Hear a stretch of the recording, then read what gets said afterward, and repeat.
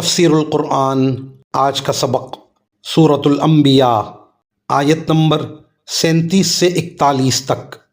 اعوذ باللہ من الشیطان الرجیم، بسم اللہ الرحمن الرحیم۔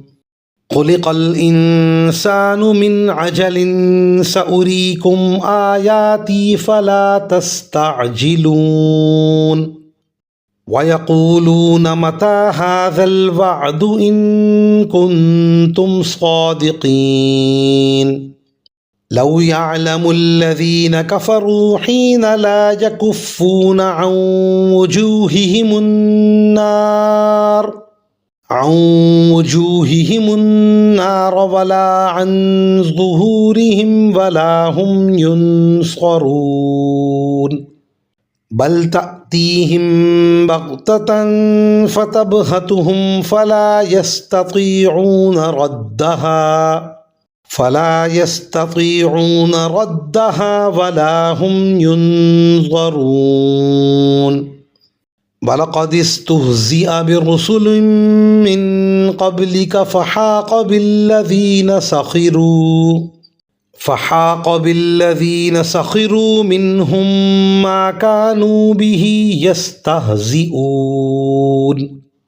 ترجمہ: انسان جلد بازی کی خصلت لے کر پیدا ہوا ہے، میں عنقریب تمہیں اپنی نشانیاں دکھلا دوں گا، لہٰذا تم مجھ سے جلدی مت مچاؤ۔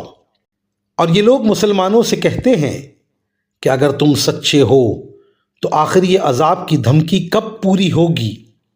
کاش ان کافروں کو اس وقت کی کچھ خبر لگ جاتی جب یہ نہ اپنے چہروں سے آگ کو دور کر سکیں گے اور نہ اپنی پشتوں سے، اور نہ ان کو کوئی مدد میسر آئے گی، بلکہ وہ آگ ان کے پاس آ دھمکے گی اور ان کے ہوش و حواس گم کر کے رکھ دے گی، پھر نہ یہ اسے پیچھے ہٹا سکیں گے اور نہ انہیں کوئی مہلت دی جائے گی۔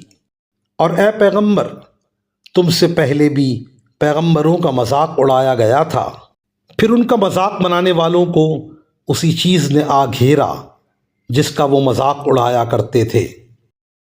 ان آیات کی تفسیر میں مفسرین کرام فرماتے ہیں، جب حضرت صلی اللہ علیہ وآلہ وسلم دنیا و آخرت میں اللہ تعالیٰ کے عذاب سے ڈراتے تھے تو یہ لوگ اس کا مذاق اڑاتے ہوئے کہتے تھے کہ وہ عذاب ابھی لے آؤ۔ ان آیتوں میں اس کا جواب دیا گیا ہے۔ وآخر دعوانا ان الحمد للہ رب العالمین۔